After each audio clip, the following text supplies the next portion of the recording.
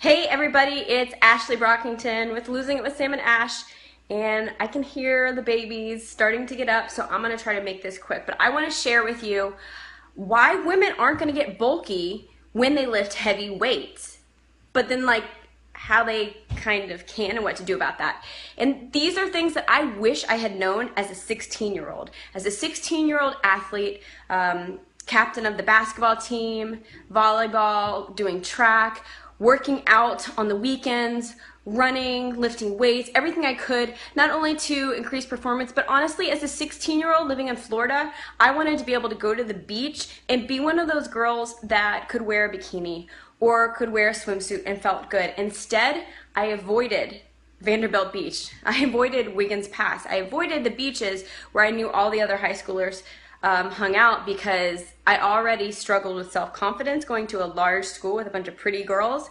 So it's for them, the world to see me, more of me on the beach as a teenager, I couldn't take that because I never had an eating disorder, but I thought about food all the time because I'm an achiever and I'm also think very scientifically and kind of strategically, so it didn't make sense why me, somebody that ate, I thought I ate healthy, I wasn't eating what they ate, cookies and french fries during lunch, and somebody that was working out every day, some days for a long time because I had practice, like basketball practice, 4-hour Saturday practices, and then I was off season, the one that was keeping up with everything. Why did I not look like them? So I think this is information. Honestly, I think that we try to hide nutrition and fitness information from our teens and from our youth because we're trying to protect them from an eating disorder. But I think the best thing we can do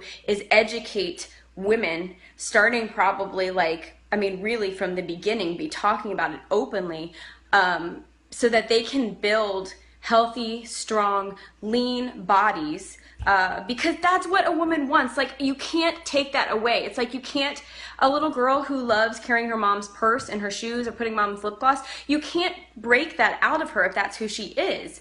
And so instead of trying to shame women for how they think, and to make them hide it, I think we need to openly talk about what the facts, the scientific facts are. And you guys, it's so easy. So here's the deal. Women are afraid they're going to bulk if they lift heavy weights. And so that's why they go to things like Pilates and the bar technique. But I'm not doing Pilates or the bar technique. Do you think I've got, for me, I have a little bit of fluff since I, am doing what I do because I had popcorn for dinner.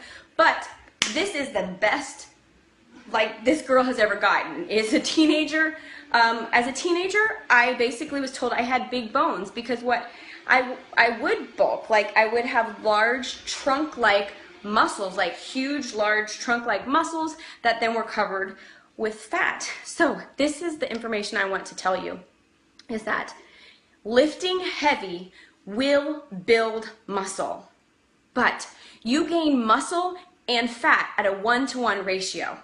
So that muscle is not going to grow and bulk without fat growing and bulking at the same ratio. And that is only done when you feed the muscle and then you have extra fat stores. So the key to long, lean muscles isn't cardio, and it's not lifting heavy weights. It's actually the opposite. It's lifting very heavy weights, but it's not overeating. There you go. It's not overeating. So here are the very basics. Always lift as heavy as you can with good form. All right? With good form. So not hunched over and not your back. You have to start somewhere. I'm going to show you. When I started 18 months ago, I started with 2-pound weights and 5-pound weights. And then I went to 5 and 10. And it wasn't until I learned this information that to get a more cut, defined body that still was lean, that I need to lift heavier. I needed to up it. That now I've got, oh gosh. So now I'm lifting 30 pounds, okay? 30 and 15 pounds. And I've got to just make sure that when I do it and I put it down, that I keep my butt back, my weight on my heels, chest up, and I squat deep.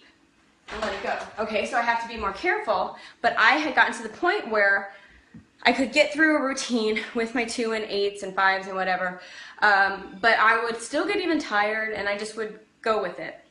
But then I thought, you know what, I want to up my game. Like, if my body can do what it went from being fluffy and like trunk-like, you know, limbs and torso, then why couldn't I just take it up a notch? And I'm not talking about, you know, starving myself or taking some weird thing or going to the gym a bunch of hours. I'm not talking about changing anything except lifting heavier weights. So that's what I'm doing. I'm lifting heavier weights. So if you want to lift heavier weights, here's kind of the formula. So you're going to lift as heavy as you can, and this can apply to, you know, like I'm doing 21 Day Fix Extreme. Now I could do the same workouts with light weights. There's some type of cardio involved, like dynamic movement. It's not just, you know, sitting at the gym with bench presses and that kind of stuff, although that's like the best thing you can do for your physique.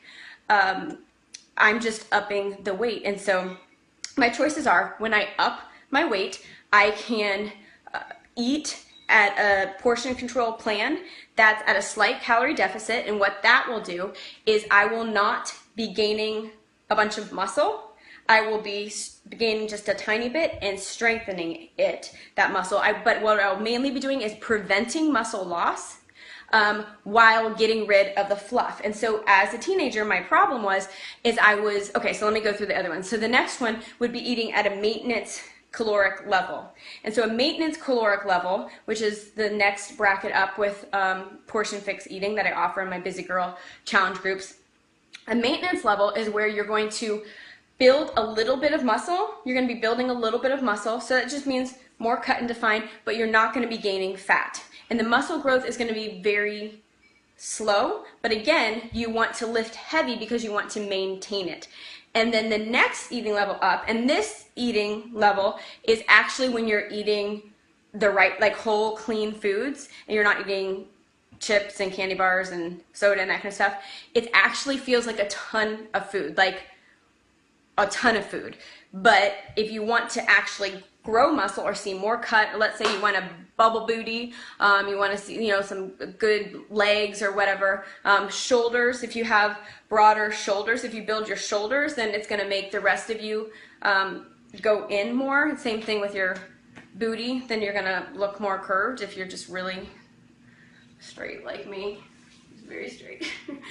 Anyway, so with that eating bracket, you have to eat more than your body's burning, okay? So that is how you are going to bulk. You're going to bulk because you're going to be gaining muscle to fat at a 1-to-1 ratio. So that's what will happen. And this is what I was doing all through high school without knowing it. I was hungry because I was expending a lot of energy and I didn't understand what foods to eat at what portion. So what I was doing is I was working out really hard because I was an athlete, and then I was eating above my caloric level. And so what my body did is it turned it into bigger muscle. But really the main problem wasn't that my muscle was bigger, it's that it was, you know, I wasn't big boned, I had larger muscles, but it was all covered with that 1-to-1 ratio of fat. So you couldn't see, like now you can kind of see where I've got some cuts. You couldn't see that because it had a layer of fat. And so that, I mean, you know, sometimes girls that are, you know, a lot thicker, people will be like, that doesn't mean you're not healthy or anything. Now, there's two things to consider. One, it definitely doesn't mean that they're not strong and they don't have a strong frame, but you do have to consider BMI, like how much body fat you have, the obesity factors, and what that does to the rest of your body. So you do have to consider that. But it is true that it doesn't mean that they're not strong, and that if they didn't shed that extra fat off, they wouldn't be chiseled. I mean, girls that are like a little thicker but that are lifting heavy, if they would cut, so basically go from, they're probably eating, like a lot of CrossFitters, this is what I think they do.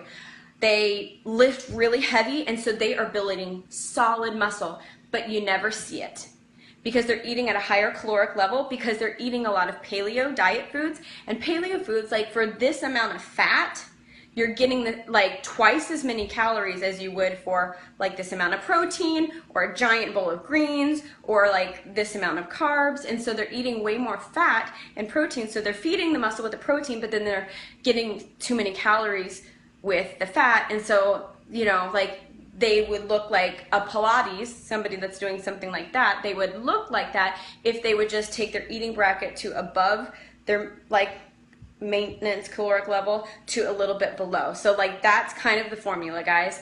And I wish I would have known this as a 16-year-old, because if I would have known, okay, Ashley, you are struggling with your self-confidence because you feel like you're doing everything right, but you're just made to have big bones and, you know, thick muscles and flub and that kind of thing. That's just how you are. If somebody would have just told me like, okay, Ashley, let's just look at this. You are eating 4 times as much carbs as you should, and probably 3 or 4 times as much fat, but you're eating half the amount of protein and half to 3/4 less, 75% less vegetables than you should be eating. Let's cut this out and let's rearrange these portions, and then all that hard work you do, it's going to show off. Like, hello, I wish somebody would have told me. So I think that it's important that we learn this for ourselves as women, to feel empowered, that we can do whatever we want with our bodies in a really, really healthy way. It's just a scientific formula. But then also, I think if we, as women, we can learn this and we can do this with our body, then like it teaches our daughters not to like feel shamed because they don't look like somebody else. It just teaches them exactly what to do. Like, oh, well, my family eats a lot of vegetables, and you know, this is why we eat a lot of vegetables, and this is why we lift heavy. It's not to get skinny, it's because it's like the healthy way to do things. And if your daughter came to you and she was struggling with her self-confidence and her weight, instead of putting her on some crazy diet, you could just say like, okay, honey, let's look. I understand that you're feeling bad about yourself and you're feeling like, you know, everybody looks like this and you don't, and you've got, you know, you want your muscles from your hard work to show. Let's look at what you're eating. Okay, honey, you know how at night you're eating all that popcorn? What if we figured out a really yummy recipe, like, and we tried kale chips, and then we got more greens? Because let's talk about what vegetables do and how they have more antioxidants and how they're feeding our cells. And like, that's what I wish somebody would have told me as a teenager. I really think it would have helped. You know how like when you're younger, you have like kind of silly things happen to you, but you don't have the maturity to slough them off because you're immature, because you're young, but yet you fuse to that idea of who you are.